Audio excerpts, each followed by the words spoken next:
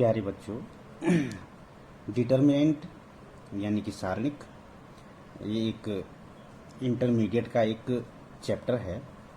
और डिटर्मिनेंट पर अभी मैंने कोई वीडियो वैसी बनाई नहीं है, लेकिन मैं सोच रहा हूँ कि इस पर एक वीडियो मैं ज़रूर तैयार करूँगा। डिटर्मिनेंट बहुत ही इजी है, बहुत आसान है। एक बार आपने मेरी वीडियो देख ली और पढ़ लिया, उसके अनुसार पढ़ ली, तो फिर आप डिटर्मिनेंट में कोई भी क्वेश्चन गलत नहीं कर सकते हैं, या फिर उसमें कोई भी आपकी क्वेरी नहीं रह सकती है। लेकिन डिटर्मिनेंट से पहले हमें मैट्रिक्स जानना बहुत ज़रूरी है, क्योंकि कुछ रूल मैट्रिक्स के यानी कि मैट्रिक्स के कुछ रूल हैं जो डिटर्मिनेंट में काम आते हैं। तो मैट्रिक्स इसलिए पहला चैप्टर रखा गया है और डिटरमिनेंट को बाद में रखा गया है, क्योंकि मैट्रिक्स एक लिखने का तरीका है संख्याओं को या आंकड़ों को, और उनका जो मान है उससे डिटरमिनेंट के माध्यम से निकाला जाता है, ज्ञात किया जाता है। तो सबसे पहले हमें मैट्रिक्स पढ़ना होगा। मैं उस पर अवश्य वीडियो बनाऊंगा। तो चूंकि वीडियो बनाने में काफ़ी समय लग जाता है, बहुत एडिटिंग करनी पड़ती है, इसलिए अभी समय नहीं मिल पा रहा है। लेकिन मैं कोशिश करूंगा कि मैं मैट्रिक्स से शुरू करके कम से कम 2 या 3 वीडियो मैट्रिक्स की और 4 या 5 वीडियो जो हों डिटर्मिनेंट की मैं आपके लिए ज़रूर बनाऊंगा। यहाँ एक बच्चे ने क्वेश्चन पूछा, using properties of determinant find the value of के इफ, यानी कि हमें इस के की वैल्यू फाइंड करनी है। जो प्रॉपर्टीज हमने पढ़ी हैं, और 6-7 प्रॉपर्टियाँ हम इसमें पढ़ते हैं, वो सब आप जो पढ़ चुके हैं, तो उन प्रॉपर्टियों को अवश्य याद कीजिए, और उसी के आधार पर हम डिटरमिनेंट को और आसान तरीके से कर सकते हैं। तो ये जो क्वेश्चन है इसे हमें प्रूफ करना है। प्रूफ इसका करना है, सिद्ध करना है इसको हल करके, और इतना लाना है। और ये जब आएगा तो उसके पीछे कुछ न कुछ गुणांक आएगा अंकों में, और वही के की वैल्यू होगी। तो सबसे पहले तो यह समझ में आता है हमें कि इसको हल करके हमें इतना प्राप्त करना है। अब हम उसके बाद जब भी हम अपनी प्रॉपर्टीज यूज करेंगे, तो हम सबसे पहले देखेंगे कि राइट हैंड साइड में हमें क्या दिया है। लेफ्ट हैंड साइड से वैसे ही हम वर्कआउट करेंगे जैसे कि हमें लेफ्ट हैंड साइड में राइट हैंड साइड में दिया हुआ है। तो डियर स्टूडेंट, क्योंकि राइट हैंड साइड में जो है हमारे पास x cube plus y cube दिया हुआ है, और हम जानते हैं कि x cube plus y cube इसका जो फॉर्मूला होता है वो एक्स प्लस वाई, यह हम अच्छी तरह से जानते हैं, एक्स प्लस वाई और x square minus x y और प्लस वाई स्क्वायर, ये इसका फॉर्मूला होता है। इट मीन्स अगर हम समझ पा रहे हैं तो इसमें हमें सबसे पहले क्या दिख रहा है कि एक्स क्यू और वाई क्यू का जो फॉर्मूला इस रूप में प्राप्त होगा, यदि हमें इसको हल करके यह प्राप्त हो जाए तो इसके गुणन से हमें ये प्राप्त हो जाएगा। तो it means x plus y इसमें जो हमें दिख रहा है, हमें इसके लिए सबसे पहले कार्य करना होगा। तो डियर स्टूडेंट, सबसे पहले हम क्या करेंगे, इसके लिए एक्स प्लस वाई को लाने की कोशिश करेंगे। अब आप जो जितने भी हमने प्रॉपर्टीज पढ़ी हैं उनका हम प्रयोग करेंगे यहाँ पर। तो हमारे पास हमने 6-7 प्रॉपर्टियां पढ़ी हैं, और ये हम जानते हैं कि ये रो फर्स्ट होती है, रो, इसको रो कहते हैं, इसे कॉलम कहते हैं। क्या कहते हैं? कॉलम। ये C1 कहा जाता है, मीन्स इसे हम C1 कहते हैं, कॉलम फर्स्ट, इसे कॉलम सेकंड, इसे कॉलम थर्ड कहते हैं। और अगर हम ऐसे में लिखें तो ये R1 हो गया, ठीक है, और ये जो है ये R2 हो गया, और ये जो है ये R3 हो गया। ये बात आप समझ रहे हैं। R1 का मतलब रो कौन सी? First row. R2 का मतलब सेकंड रो, और R3 का मतलब थर्ड रो। इसमें एक चीज हमें ध्यान रखनी है कि यदि हमें कोई प्रॉपर्टी कॉलम के थ्रू लगानी है, कॉलम के थ्रू अगर लगानी है, तो हम उसमें पूरी कॉलम के थ्रू ही प्रॉपर्टी यूज करेंगे। और रो के थ्रू अगर लगानी है यानी कि एक बार में हम ये नहीं कर सकते हैं कि C1 के साथ हम R1 का यूज कर दें या C2 के साथ हम R2 का यूज कर दें, ऐसा नहीं। हमें अगर C1 के साथ प्रॉपर्टी लगानी है तो कॉलम की ही लगाएंगे, और जब R1 के साथ कोई प्रॉपर्टी या रो के साथ कोई प्रॉपर्टी लगाएंगे तो रो की ही लगाएंगे। ये आप इसमें अवश्य ध्यान रखेंगे। तो इसमें हम क्या देख सकते हैं, सबसे पहले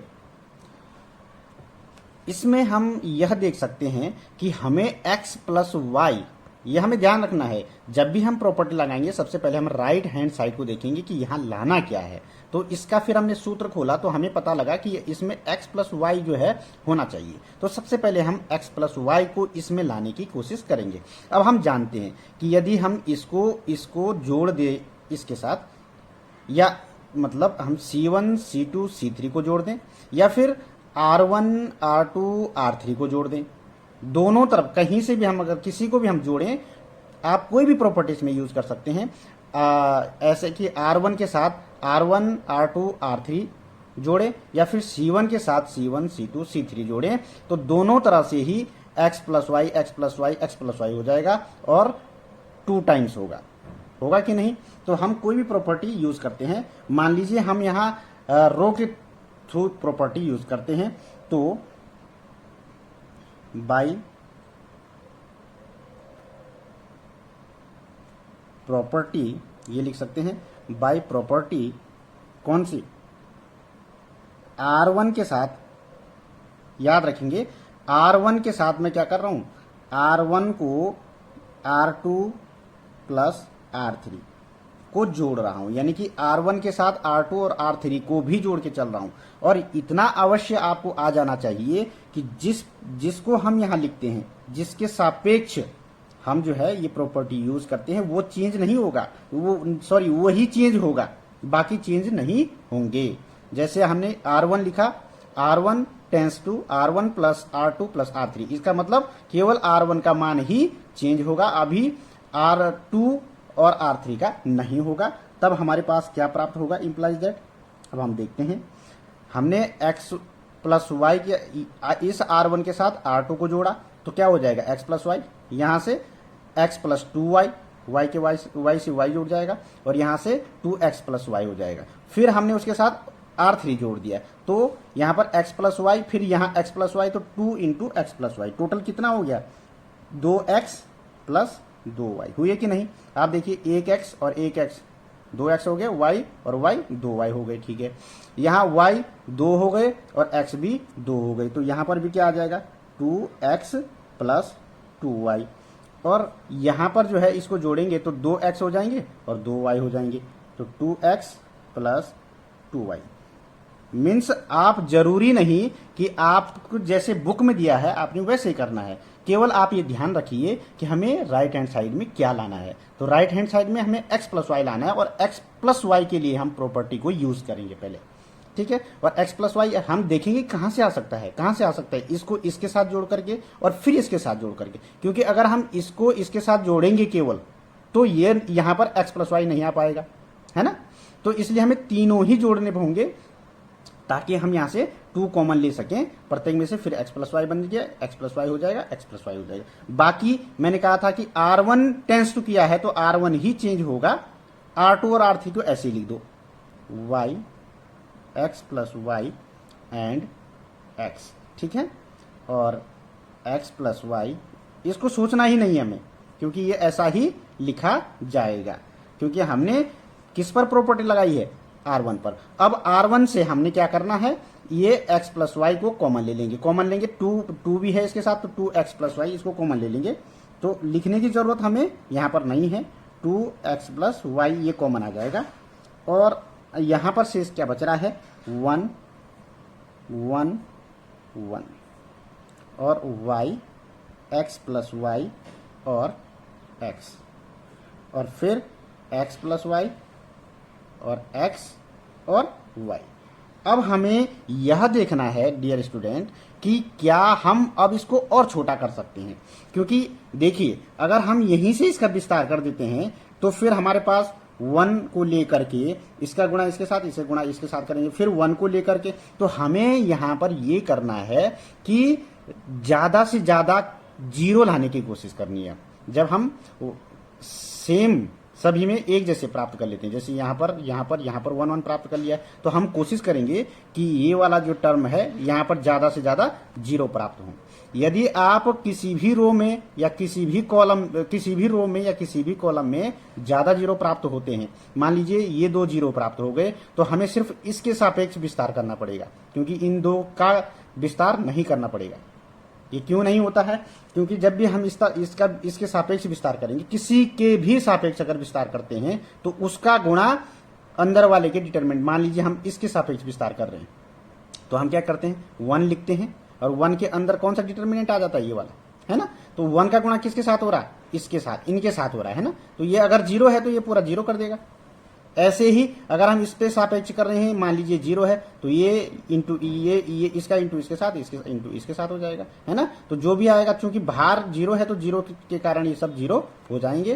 तो यदि आपका कोई भी अवयव जीरो है तो उसका डिटरमिनेंट पूरा जीरो हो जाएगा। इसलिए हम ज्यादा से ज्यादा क्या कोशिश करेंगे कि ये जीरो प्राप्त हो। अब हम जो प्रॉपर्टीज यूज करेंगे वो सिर्फ इसके लिए जीरो कब हो सकता है, देखिए, या तो हम इसमें से इसको घटा दें और इसमें से इसको घटा दें, तो 2 प्रॉपर्टियां यूज कर सकते हैं। और ऐसा हम नहीं कर सकते हैं कि इसमें से इसको घटाएं, क्योंकि जीरो नहीं आएगा, इसमें से इसको घटाएं जीरो नहीं आएगा, इसमें से इसको घटाएं जीरो, क्योंकि सेम जो दिख रहा है उसमें ही जीरो हमें करना है।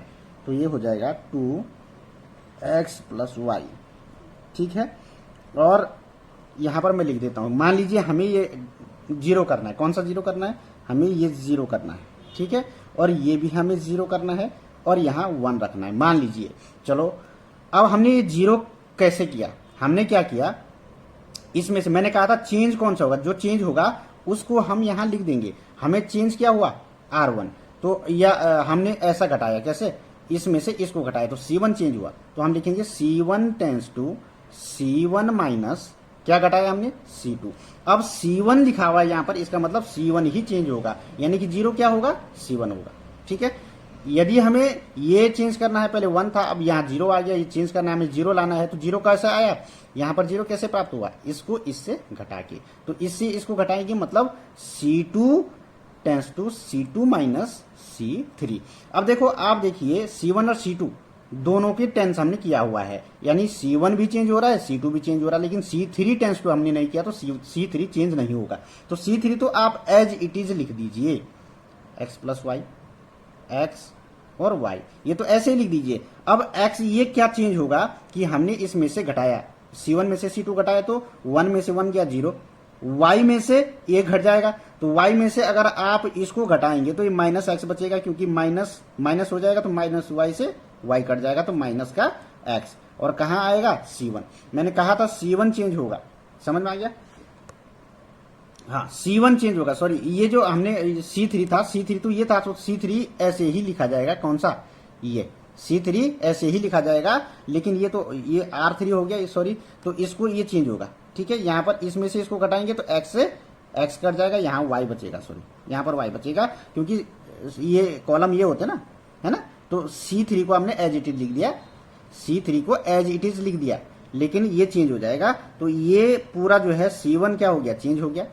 यहाँ पर C2 भी चेंज होगा, इसमें से इसको घटाया, इसमें से इसको घटाया, क्या बचा, y बचा, तो यहाँ y आ जाएगा, और इसमें से इसको घटाया तो x माइनस y हो गया, ठीक है डियर स्टूडेंट। और C3 ऐसे ही रहेगा।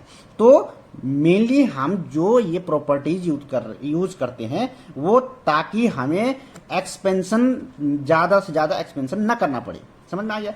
अब देखिए, यहां जीरो आ गया, अगर हम इसके सापेक्ष एक्सपेंशन करेंगे पूरा जीरो हो जाएगा, इसके सापेक्ष एक्सपेंशन करेगा जीरो हो जाएगा, तो क्या बचेगा, केवल ये बचेगा।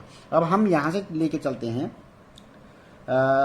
यहां पर हम लिखेंगे बाई, हम एक्सपेंशन करते हैं इसका, ठीक है। तो यहां हम लिख सकते हैं डियर स्टूडेंट, बाई एक्सपेंशन। अब कैसे एक्सपेंशन करेंगे, विद या थ्रू, किसके थ्रू करेंगे हम, जिसमें जीरो ज़्यादा है, तो जीरो ज़्यादा है R1 के थ्रू हम इसको एक्सपेंड करेंगे। तो देखिए हमारा क्या आ जाएगा, 2x + y, है ना, ये ऐसे रहेगा। अगर हम इसके थ्रू करेंगे तो 0 इंटू कुछ यहाँ पर आएगा, 0 इंटू इतना प्लस, या इसके बाद क्या आएगा माइनस,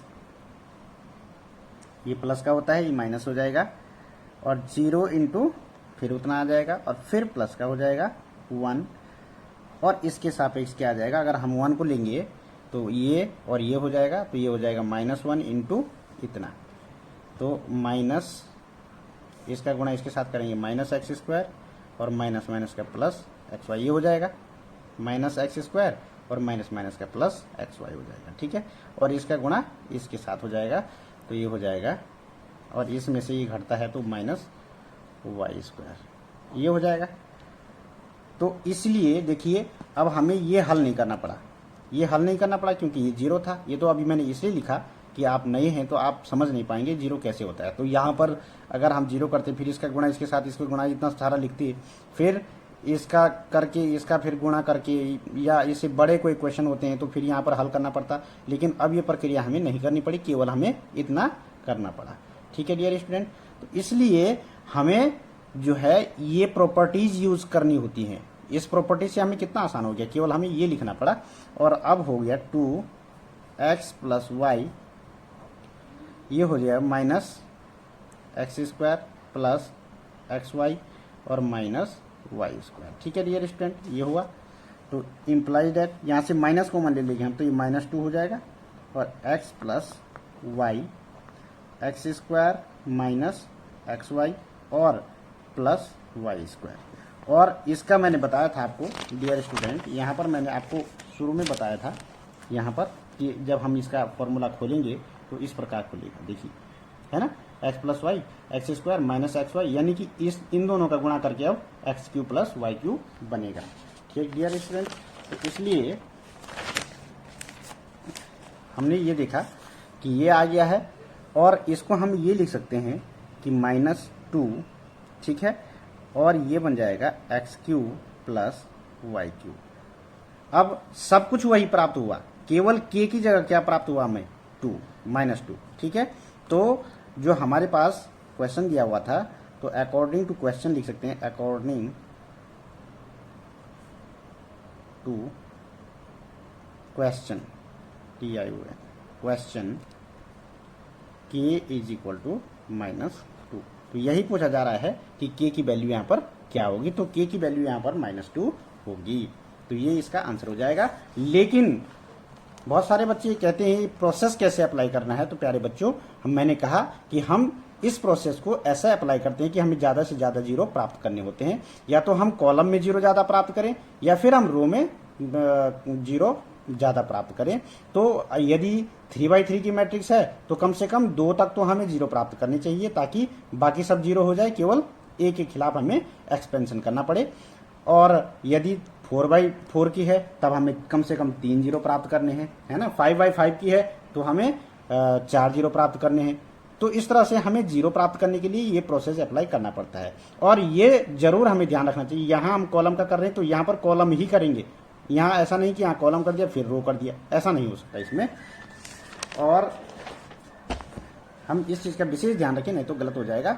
और यहाँ पर हमने R1 किया तो R1 प्लस, ये नहीं कि R1 plus C1 plus C2 ऐसा कर दिया।